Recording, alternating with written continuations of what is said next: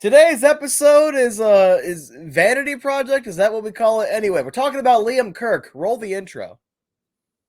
You're Locked On Coyotes, your daily podcast on the Arizona Coyotes, part of the Locked On Podcast Network. Your team every day.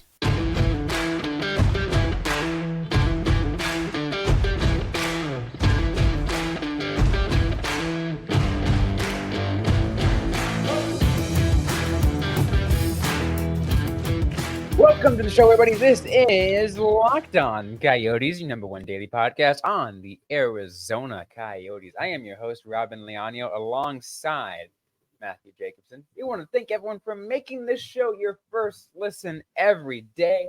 We are free and available everywhere you get your podcast, including on the SiriusXM radio app. We're talking about Liam Kirk today, Matthew, and it is exciting because,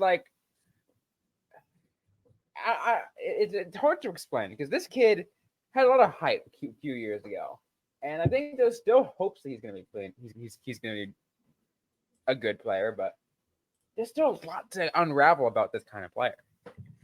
Well, here's the thing: is I've been high on him for a while, and I know it's just because I tend to do this thing where I'll pick players typically while I'm playing the NHL video games, like Connor Garland, Kyle Capobianco, just to name a couple, and I'm like, I like this guy, or I decided I like this guy, and I want him to succeed. But the thing is, Liam Kirk is one of those weird examples of someone that I just kind of arbitrarily picked that actually had some decent talent, some decent hype. And while he was a later draft pick, he was drafted 7th round, 189th overall in the 2018 NHL entry draft.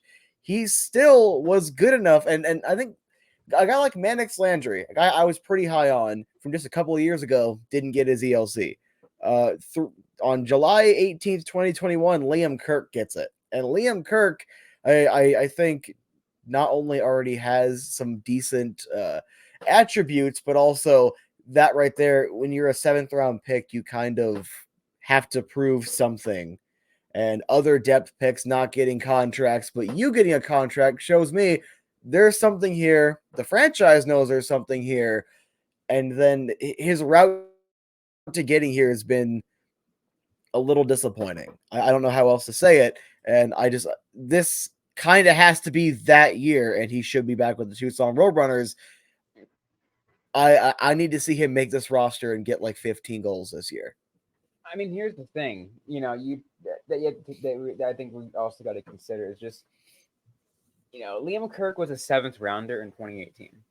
So, 7th rounders tend to have really low expectations. But because of what Liam Kirk did in 21, I think it was in the, it was 2021 in the World Championship, right?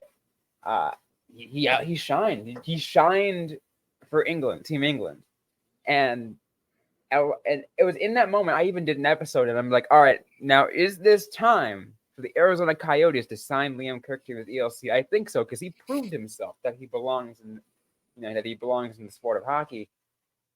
The difference is, the as we mentioned before, the North American game is much different than the international game. So it's different. When he first came in, I mean, there was still high hopes for him. He got injured, and I think that kind of made a huge setback. But I still have the hopes for him. I still have, my expectations have tempered, but I still have the hope that he will play as well as we kind of hoped he would a few years ago. I see him as someone that should be a top sixer of the AHL. I see him as someone who should be playing at least professional hockey over here in the States. And it kind of sucks that Tucson run was cut so short in 21-22.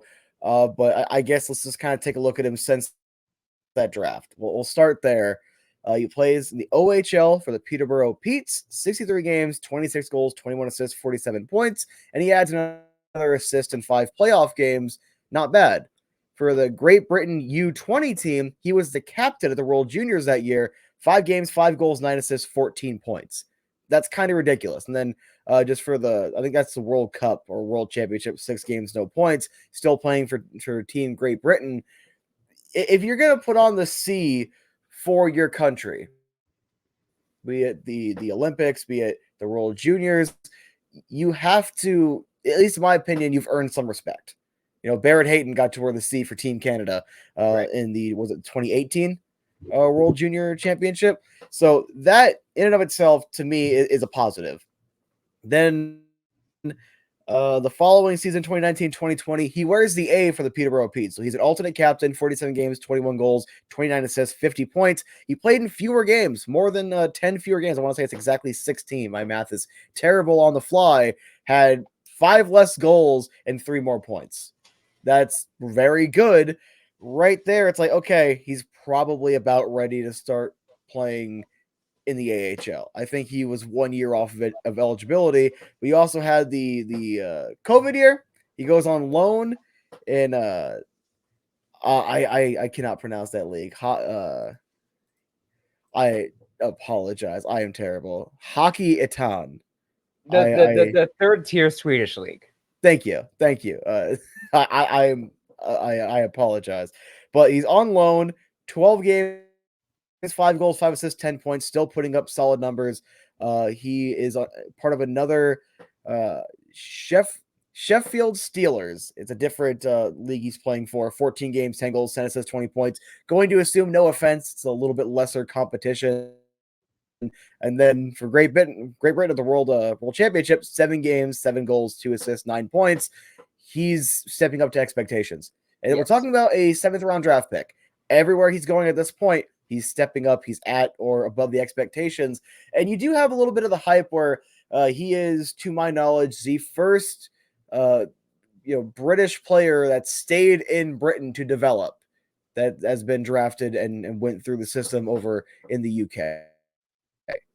And that is not insignificant at all. Oh, no, absolutely not. There's some hype. Yeah, I think that's kind of why there's a massive novelty around Liam Kirk because of that. Is like, to imagine being the team that that puts him out on the ice, puts him out on in the professional game here in North America, as someone who especially for a lot of people who maybe here in the States who are also like they were born and raised in the UK, they just moved here, but they'd like to see a kid from back home for them play in the NHL or the Liam Kirk was that for a lot of people when he first got drafted, and then when he signed his ELC. Everyone got so excited about that. Yeah, and as an Arizona kid who gets excited every single time I'm rooting for another Arizona kid, was it Snell just won the Indoor Football League championship with the Bay Area Panthers. You had the Brock Purdy story last year. Of course, even though Austin Matthews was born in California, he's raised in Arizona. You have the Josh Doan story. Anytime you give me a local kid and they're succeeding, I'm going to get excited. So I can actually understand why there would be some hype there and why people would want to see people that are from where they're from succeeding and reaching higher levels. Exactly. We're going to continue to talk about Liam Kirk, though, and see where we think he's going to get at, and just what we hope to see out of his career coming up in just a bit. But first, we're going to take a quick break to hear from our sponsors on the show. Let's talk about FanDuel. Get ready for the NFL season with an incredible offer from FanDuel, America's #1 sportsbook. Right now, new customers can bet $5 and get $200 in bonus bets guaranteed. Plus, all customers who bet $5 will get $100 off NFL Sunday Ticket from YouTube and YouTube TV. Now is the best time to join FanDuel, the app that is easy to use. You can bet on everything from spreads to player props and more. So visit fanduel.com/lockedon and kick off the NFL season with an offer you won't want to miss. FanDuel, official partner of the NFL. All right, Matt, let's continue to talk about Liam Kirk. And one of the things I really want to talk about is just the last couple of years I think is really important, because I think his first season in the Tucson Roadrunners, he plays a couple of games and then I believe he leaves the game early. We find out he tears his ACL. He's out for the season. everyone's heartbroken because everyone was hoping to see Liam Kirk. I was hoping to see Liam Kirk. I was like, you know what? I'm gonna get a Liam Kirk Roadrunners Kachina jersey.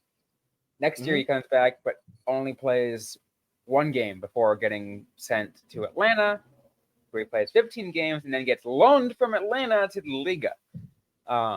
Maybe it actually probably was better for him because I think what Liga is like the elite Finnish league versus ECHL, which is third tier development league here in the States. So like it was better for him, but it's just like you got to feel for him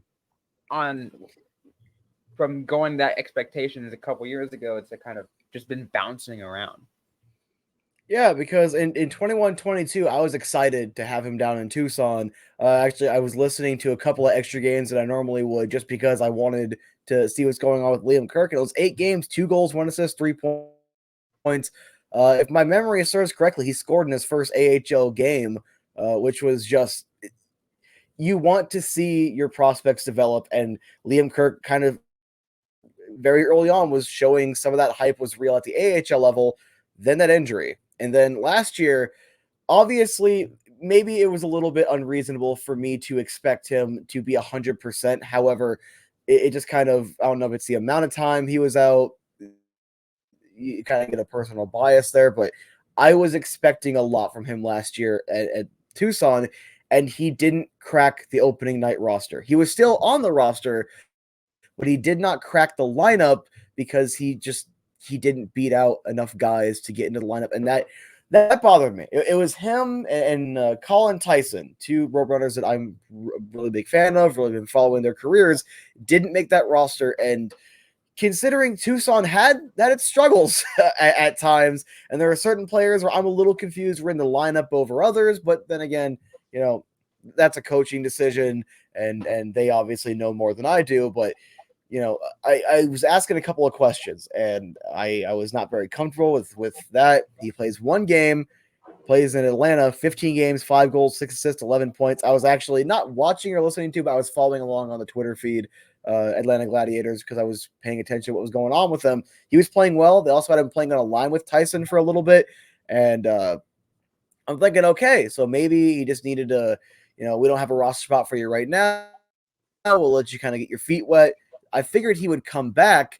Never really did. He gets loaned out to Liga. And look, 25 games, 7 goals, 12 assists, 19 points. The production is up. It's kind of, it should map right to about where his production was in 2021-22 at the AHL level, which is good. And playing in Liga, you want to play in one of those top 3 European leagues if you're going to go over to Europe. I wanted him over here. I wanted him playing for Tucson. I really wanted him as part of the playoff push, and I'm not sure how eligibility works, or once you're officially on loan, you have to stay there for a certain amount of time or the end of the season. I'm not going to pretend I'm knowledgeable enough on that, but all I know is I really wanted him in Tucson, and the fact that he got sent to the ECHL and still really didn't crack Tucson's roster bothered me, and it left me a little apprehensive. And now we're in a contract year, and we have to ask the eternal question of, let's just say he has a really good year, which I hope he does. I'm rooting for Liam Kirk. I hope he goes out there, 15 plus goals for Tucson. If he plays well, is it a fluke? Is this what he was and he's getting back to that point after the injury? Where do you go from there? And that's the unfortunate questions we have to ask right now surrounding him. Yeah, no, it definitely is a tough question. I think, if you're the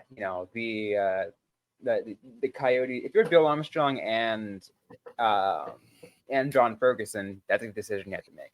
I think they probably are going to take a look at his development. Probably talk to the scouts who probably watched him in Liga, and as well as just taking a look at what he does this year.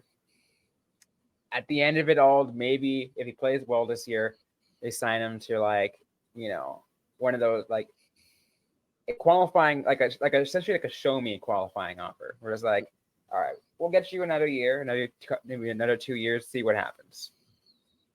And honestly, I hope they go the 2-year route, just because he's 23 years of age. He's born in 2000. I should be able to do simple math. So I'll go ahead and show my arse a little bit there. But 23-year-old kid, younger than me, so you're still a kid. Yeah. I think 2 years. If he comes out, plays well, top 6 role, consistent top 6 role, maybe stick him with Nate Smith, right? Nate Smith still has a decent shot, decent pass. I think Liam Kirk, one of his best things, at least that I noticed in the very, very, very brief amount of time I've gotten to watch him or listen to him or see his highlights, he has a pretty decent shot. So you can have someone that can dish from the puck well, something can go well on that second line. I don't know who else is going to be on the roster. I would love to see him be a top liner, but I'm not going to put the pressure on him right now. I want him in a top 6 role, give him a 2-year extension, and hopefully he can crack the Coyotes roster. Although it kind of feels like the Coyotes roster is already a little predetermined. But if someone like Liam Kirk works hard enough, he might be able to steal one of those spots. And all I'm going to say is this, is if, for example, all right, they're re-signing some guys, want to bring in a couple of guys, and Liam Kirk can give you similar production to a Matias Maccelli, you can pay Liam Kirk a little less than Matias Maccelli. That's true. Just hypothetically. Yeah, no, definitely. It's going to be interesting. I think the thing too, again, you got to remember is again where in the draft he was taken, which as we mentioned, I think that's what tempers everyone's expectations even to start off with, even though he had those good couple of years, because I think less than 1%, like 0.1% of 7th round picks end up becoming like good NHL players. Like, I'm gonna look up 2 names just because I am that man. You're that guy.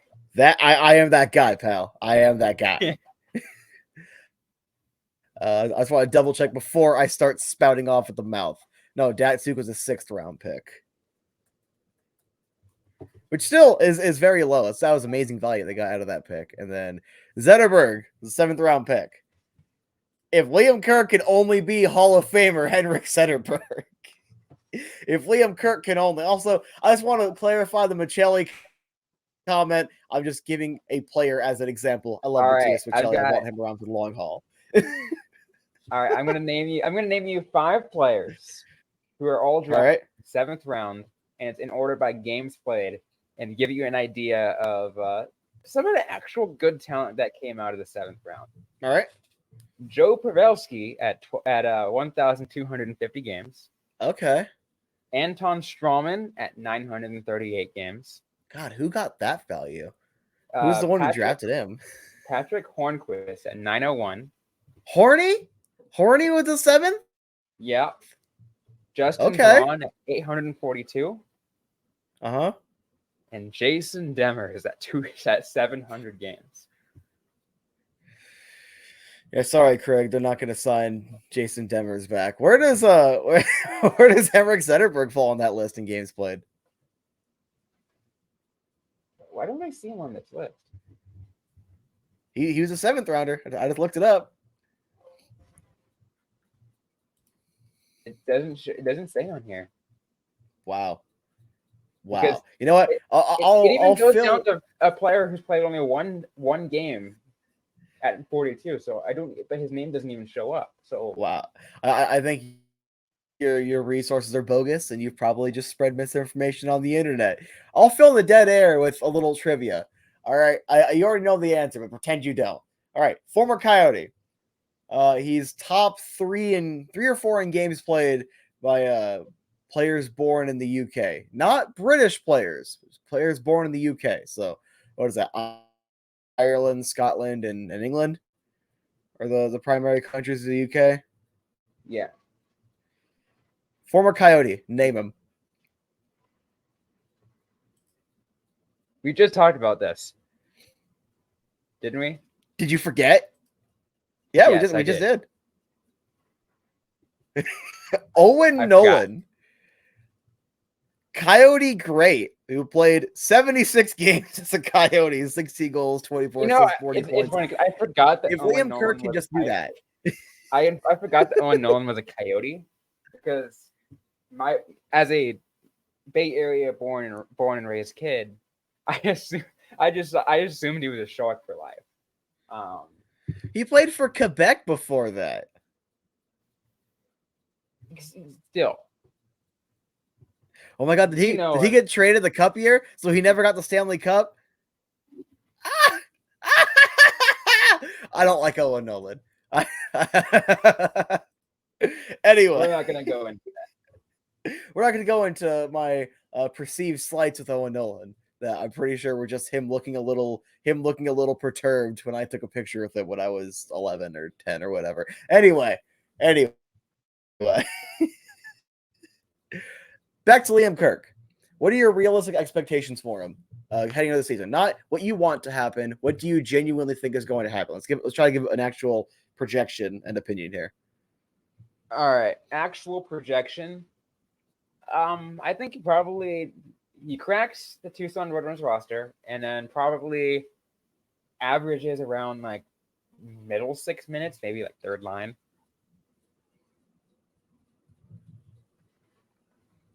I don't know. Can't imagine points though. Hard to tell. Interesting. Very interesting. I am forever the optimist. I don't know when I turn into the optimistic one of the group, but I'm the optimist.